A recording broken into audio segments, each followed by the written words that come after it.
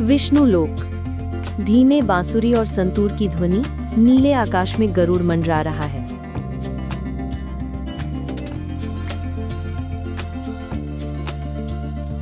स्वामी, ये शांति कुछ असामान्य है, जैसे समय की गति किसी ने थाम ली हो।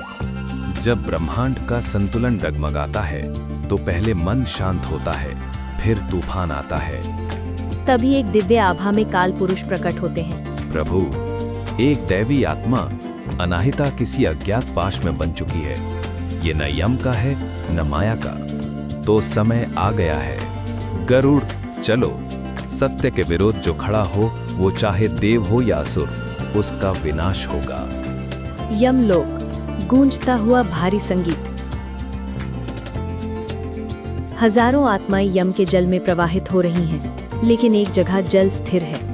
वहां अनाहिता पाश में बंधी है। ये पाश मेरे अधीन नहीं। किसने आत्मा के पथ को मोड़ा है?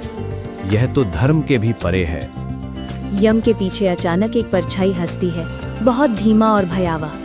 जो पथ आत्मा तय करती है उसे बदला नहीं जाता, लेकिन अगर आत्मा ही ब्रह्मांड का रहस्य हो तो। और वो परछाई गायब हो जाती है। पृथ्वी लोक, एक गांव की रात। एक बालक विराट कांपते हुए उठता है, आंखों में डर और माथे पर पसीना। क्यों चिल्ला रहा है बेटा? क्या देखा सपने में?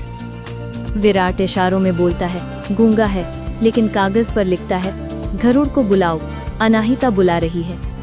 गांव का बूढ़ा संत चौंक कर, ये बालक गूंगा नहीं है, ये जागृत वाणी है। अनाहिता उसे चुना हुआ संदेशवाहक बना चुकी है।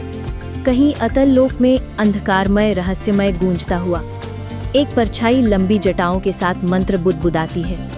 जब ब्रह्मांड की दिव्य आत्मा ही मेरे पाश में होगी, तब देवों की सत्ता टूटेगी।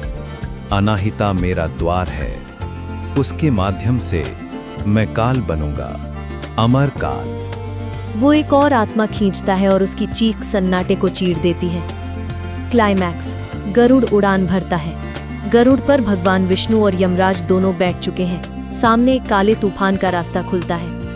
विष्णु गरुड़ से, आज की यात्रा मोक्ष के लिए नहीं, अस्तित्व की रक्षा के लिए है। यमराज गंभीर स्वर में, जिसने आत्मा को पाश में जकड़ा है वो कोई सामान्य शक्ति नहीं, वो पूर्वजों के धर्म से भी प्राचीन है। अचानक तूफान गरुड़ को निगलने लगता है। यमराज की गदा हवा में उड़ जाती है। फेड टू ब्लैक, तेज ढोल और शंख की आवाज।